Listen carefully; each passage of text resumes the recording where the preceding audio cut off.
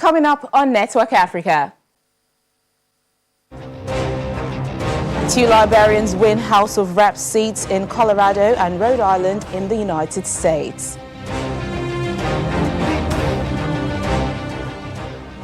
Burkina Faso's President Roch Kabore launches re-election campaign.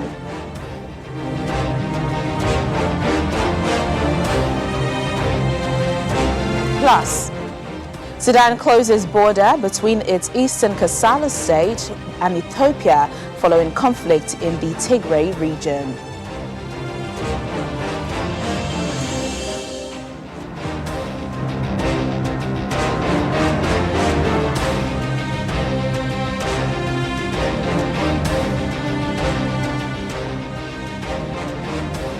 Hello and welcome to Network Africa. I'm Teniola Shuboale. 2 Liberians whose families escaped civil war in the 1990s and sought refuge in the United States have been elected to office in the states of Colorado and Rhode Island, respectively. Naketa Ricks won a seat in Colorado's House of Representatives, while high school principal Nathan Bayer won a state seat in Rhode Island. Mrs. Ricks says she will seek to ensure that all immigrants are given an equal opportunity to succeed in life. Mr. Bayer spent his childhood in Liberia's capital, Monrovia, when the civil war broke out. He walked to the border with neighboring Cote d'Ivoire before reuniting with his family in Rhode Island. An update on the vote count in the United States now. U.S. Democratic presidential candidate Joe Biden has taken the lead in Pennsylvania with 98% of the votes counted. If he wins Pennsylvania, he wins the presidency. He has also taken the lead in Georgia with 99% of votes counted and has a narrow lead in Nevada and Arizona. Victory in any 2 of these 3 states would also secure him the presidency. Meanwhile, President Donald Trump has again asserted he has won the election, though votes are still being counted. This comes amid protests in several U.S. states and threats of violence. The police in Philadelphia say they are investigating an alleged plot to attack the city's Pennsylvania Convention Center, where votes from the hotly contested presidential election are being counted. Local police received a tip about a Hummer with armed people driving up from Virginia with plans to attack the convention center. The police arrested at least 1 man and seized a weapon as well as the Hummer, about which they had received a tip. No injuries were reported and no further details about the alleged plot were disclosed. Earlier on Thursday, supporters of both U.S. President Donald Trump and his Democratic challenger Joe Biden held rallies in Philadelphia as election staffers slowly counted thousands of mail-in ballots that could decide Pennsylvania's crucial 20 electoral college votes. Democrat Joe Biden is drawing closer to victory in an exceedingly close U.S. election that is hinged on razor-thin margins in a handful of states. But it seems President Trump is not in the mood to concede defeat. Counting in Pennsylvania and other key states are all part of a corrupt Democrat machine that you've written about, and for a long time you've been writing about the corrupt Democrat machine. I went to school there and I know a lot about it. It hasn't changed. It's a long time ago and hasn't changed. It's gotten worse. Undeterred by the president's speech, Mr. Biden calls for calm. In America, the vote is sacred. It's how people of this nation express their will. And it is the will of the voters, no one, not anything else, that chooses the President of the United States of America. So, each ballot must be counted. And that's what we're going to see going through now. 4 more years! Nevertheless, protests continue in several states. In Detroit, Trump supporters and counter-protesters confront each other in front of the TCF Center.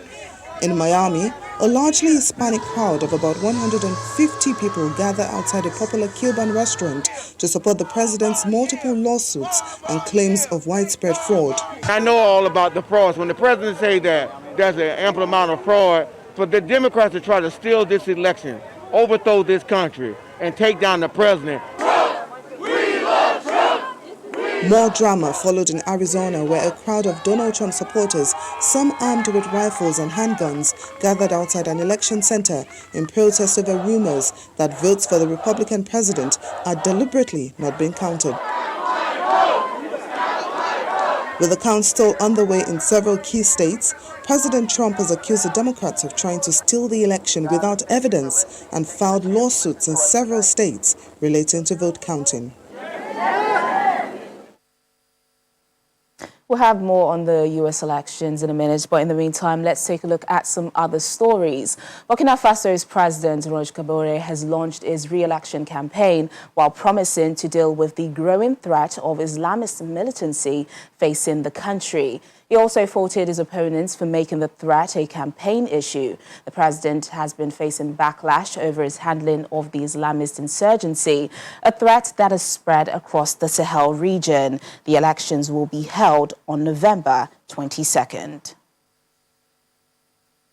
The Ethiopian military and officials in the northern Tigray region are accusing each other of instigating a war that has seen fighting between government soldiers and troops loyal to the regional administration. The deputy chief of Ethiopia's army, Birhanu Jula, said on state television that they are working to ensure that the conflict does not spread from Tigray to the rest of the country. He described the conflict, which he says began unexpectedly, as senseless. However, the regional president of Tigray described it as an invasion, adding that they had been fighting near the border with the Amra region. Meanwhile, Sudan has closed the border between its eastern Kassala state and Ethiopia following rising tensions between Ethiopian federal authorities and the Tigray region. This announcement was made by Governor Fateh Al-Rahman Al-Amin, who says the border will remain closed until further notice. The governor adds that he will travel to Wad Al-Ilo, a village in Kassala state bordering Ethiopia and Eritrea, to assess the situation. He also stressed that Sudanese authorities will not allow any individuals or groups to enter the state with weapons. A committee will also be formed to look into how to deal with civilians who may seek refuge in Sudanese territory. Over 20,000 villagers in South Sudan's western equatorial state has flocked into schools, health centers and humanitarian compounds in Mundri town after they were forced from their homes by rising floodwaters. The worst rains in living memory have displaced nearly 370,000 South Sudanese since July. After the worst rains in living memory inundated her fields, South Sudan farmer Alexandra Karama is like hundreds of thousands of her compatriots staring hunger in the face. Her small holding is located outside the western town of Mundri, one of the worst affected areas. My house collapsed. My groundnuts have all been swept by the water.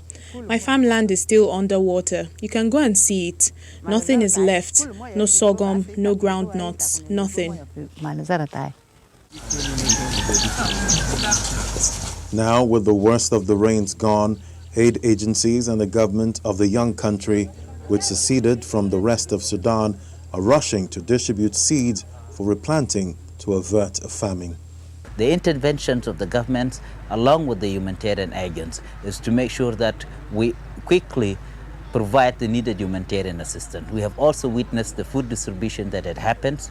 We had also visited the medical facility, and we have also visited the distributions of seeds and crops in order so that people could be able to cultivate back, despite the fact that many of the crops has already been destroyed. According to UN humanitarian coordinator Safari Jumampili, in Mudri alone, about 22,000 people have been affected by the floods and were in urgent need of food, shelter and health care.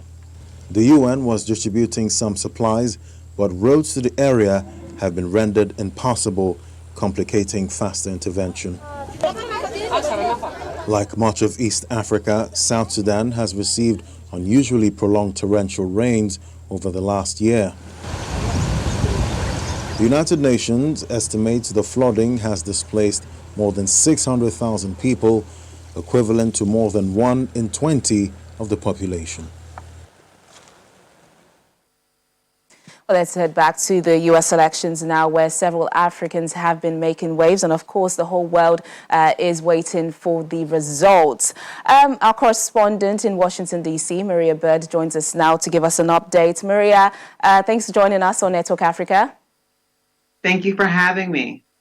So with Joe Biden leading in several battleground states now, once again, President Trump is, of course, raising allegations of fraud in the vote counting process. What impact is this likely to have on the credibility of the 2020 U.S. election, especially when it looks like Joe Biden is in the lead? Well, this is likely to have a major impact on the election as far as what we'll see the day after they make the proclamation for who will be the next president. As you've said, it looks as if Joe Biden is headed in the direction of being the president-elect come January 21st of 2021. But why this is going to be a major deal is because we're going to be looking at a lot of lawsuits going before various states. And so because of these lawsuits and the request for recounting and the claims of fraudulent election practices and the lack of counting credibility that the president has stated just last evening, this will make it very difficult for us to get to a place where I think that all Americans will trust the election. But most importantly, I think that this will make it very difficult as we look for a transition plan. Typically between November and January of an election year, you will see the two presidents coming together to create transition plans. And this will likely not happen because we'll be caught up in court cases regarding the election. But as the world has watched, it has been very clear that the U.S. democratic practices for election processing is one that is very clear, that is very direct. And this year, beyond any other year, I think that most of the states, many of the states have taken very clear precautions just because we're in the midst of a pandemic. So ensuring the security and the validity of the election practices was vitally important. So Maria, just break down the figures for us. What are the numbers and projections like at the moment, and how soon can we get final results? Well, the final results for the presidential election at this moment, I mean, you can see that Georgia and Pennsylvania have taken drastic changes just overnight. And so they're expecting that in a few moments, some organizations may begin to claim who the president-elect is, and that we will see some of that coming out before the end of today on Friday. But the actual finalizing of every certified vote, it will be a few weeks just because we have such a high number of mail-in ballots. And many states had record number of voters that they had never seen in prior history. Pennsylvania, for one, which is one of the states we're still waiting on. All right, let's talk about the Senate. We understand that the balance of power there may not be decided until January. Why is this so? This is because there's some runoff races that will have to occur. And again, just as we've seen with the presidential race, there are also going to probably be some states that will have lawsuits brought against various congressional members. We also might not see some of this until we get to January because Kamala Harris is a senator. And so if we do see that Joe Biden wins that, we will probably see the Senate tip in a different direction. Okay, let's talk about the protests that have been ongoing now for the past few days. Are there fears that this protest could continue? And what are authorities doing, to clamp down on this? You're exactly correct. These protests are ones that I think that's the real concern. I think that many Americans have almost moved past who the next president will be just because of what you've mentioned. I mean, some of the votes that have come in that are really leaning toward former Vice President Joe Biden. And the concern is, are Americans going to react in a way, those Americans that were supporters of Trump, in a way that will incite violence? And so we know that the former vice president has additional aerial detail security. There have been additional security measures put in place for him and obviously his family. There are many others who are supporters of former Vice President Joe Biden, that their security has been increased. And so it's really going to be up into our law enforcement officials to help the country to come together and for them to be able to practice law and order, as President Trump talked about. But in this case, is law and order to ensure the safety and protection of all Americans. There was a man that was caught going from Richmond to Pennsylvania, Philadelphia, at the convention center, with a large AR-57 in his vehicle. So we don't know what his plans were with that. So we have some real measures to take in place. All right, Maria, we're hoping for the safety of everyone during this period. Thank you once again for joining us on Network Africa, and we hope the next time we have the final results. Yes, thank you so much for having me. Still to come on the program. A law rights app seeks to enlighten Nigerians on their rights. Details in a moment. Stay with us.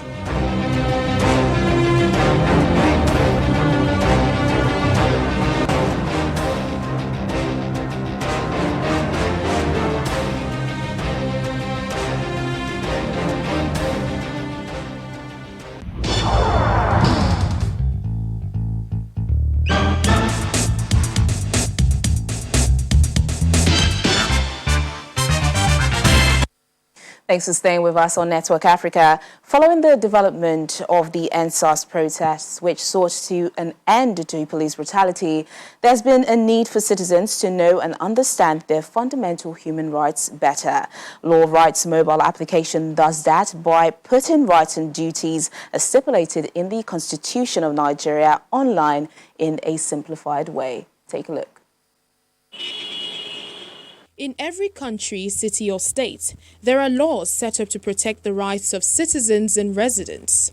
But how useful can these laws be to the citizens if they aren't aware of them, struggle to make sense of them, or view them as boring and abstract?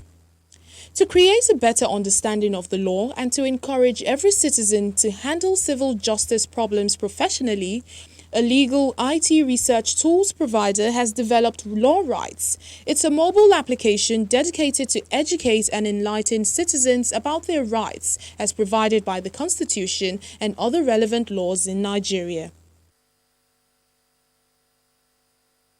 They found it a need to let citizens know about their rights and help them affirm it. There came the need to let people know what their rights are. There's the need to let people know that, okay, this is your right. And then we realize that there are a lot of people that pass on what is their right. People don't actually know how to affirm their rights in this country. We let a lot of things slide by.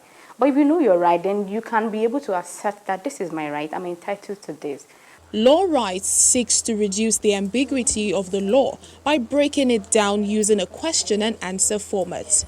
In simple terms, it puts in the hands of its users important information on their fundamental human rights, dealing with law enforcement agencies, among other things. So this is the Law Rights app.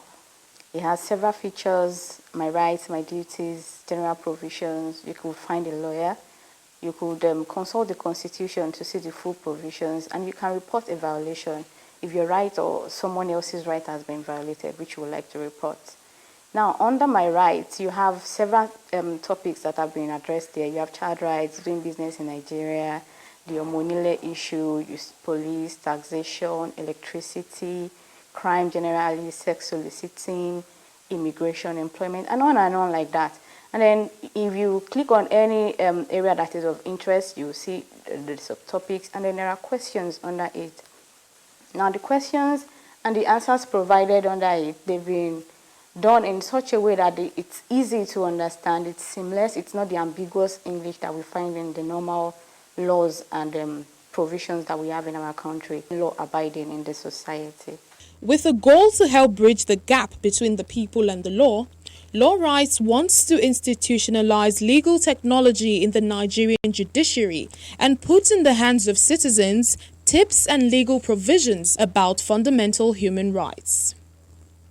It also provides a platform for reporting and tracking incidences of rights violation and injustice, linking victims with relevant agencies.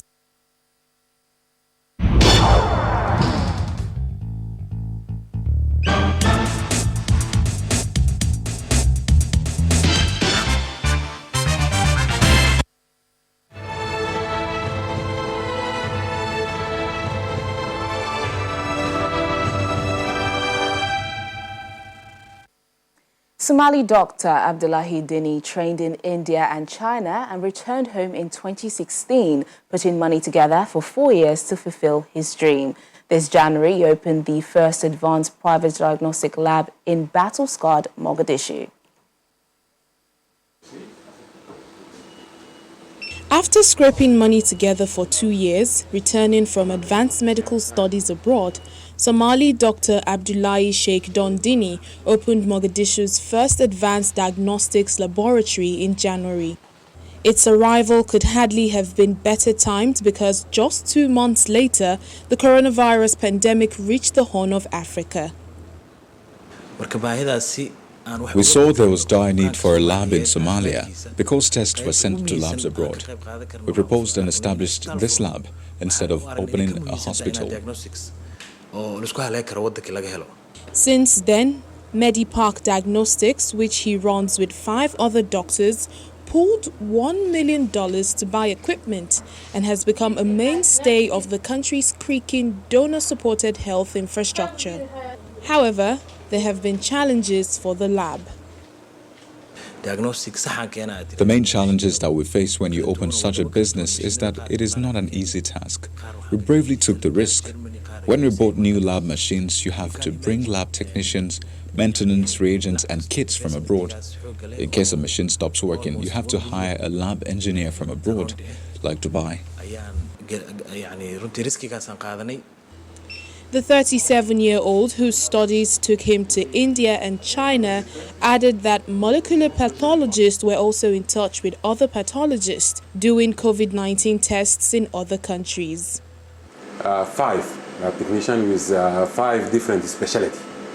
We have a technician in hematology, technician in biochemistry, technician in immunology, technician in PCR preparation, RNA and DNA extraction. We have a technician in a general routine test, in general lab routine test. Somalia has been plagued by conflicts since 1991, and outbreaks of diseases such as cholera are common. As for COVID-19, the Health Ministry has recorded over 4,200 infections and more than 100 deaths in the pandemic. Although authorities say there is likely to be an undercount, with large swaths of the country off limits due to the fighting. Schools are back to learning in Egypt, and learning amid the coronavirus sees students behind glass dividers. As students return, one institution in Cairo's Madi suburb introduces plexiglass dividers between students' desks to help curb the spread of the virus and prepare for a potential new wave. As the new academic year begins in Egypt, one school in Cairo's suburb has introduced dividers between desks. Vetiba Maldi School has made it mandatory for students to wear either face masks or face shields in addition to the dividers at desk to be able to safely hold classes indoors. I saw many schools abroad adopting the same idea, these desks in various ways. So we tried it in a number of different ways through several trials until we reached the one we are using now. It does cost quite a bit, but the school administration this year decided they won't increase the school fees, and this is something we will cover for the children. Student temperatures are always taken every morning upon arrival, and their hands sanitized throughout the various stations set up on the school premises. Additional safety measures reminding the student of social distancing and washing their hands have been printed on banners and placed around the building. We're planning on using it for a while until things settle down. To help with online learning, teachers have recorded the entire school year's curriculum to be uploaded to the school's social media channel in the case a second lockdown is imposed. If need be, so we don't find ourselves in the same situation we were in last March, we now have the entire curriculum secured and ready and will be gradually uploaded on the school's video channel. Egypt's government had ordered schools closed last March, aimed at slowing the spread of the disease in the Arab world's most populous country. While the number of daily reported cases had decreased in recent months, Egypt's health ministry has continued to urge people to practice safety measures, but has not made announcement of a further lockdown or closure of schools.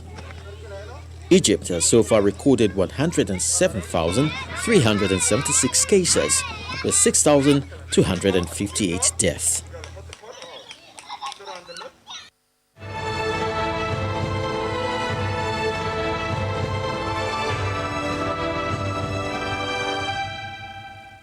And that's the program today. Thank you so much for watching. I'm Teniola Shoboale. Have a lovely weekend.